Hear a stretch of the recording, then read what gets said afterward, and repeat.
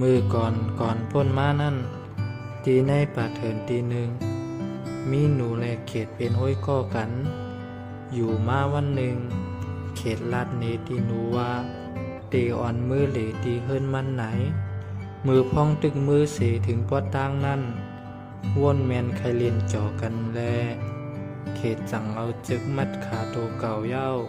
ขึ้นกว่ามัดกึกขาหนูเส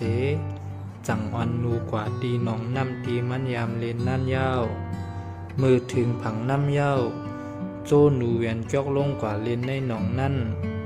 อันเป็นเขตนั่นเต้เล่นน้ำหนังหางมีตั้งซื้อติติวาวาอยู่กล้วยอันเป็นนูที่ถูกมัดจับขามันเต้เหมือนถ้วยใจอ่ำไรเย้าเสกำนั่นนูนั่นก็เลยตายกว่าตัวนวลตายอยู่นั่นก็เลยพูขึ้นมาเสตั้งตีตึกมัดจับขาเขตไว้อยู่เลือกอำลีพ้องนั่นมีนกหุ้งลงตัวหนึ่งมีนเพชรมาหิมขาสองตัวเสผือกำนั่นสายตานกตัวนั่นกว่าหันแม่นนูที่ผู้อยู่ในหนองน้ำนั่นจังจะลาวลงมากับเอานูตัวนั่นกว่า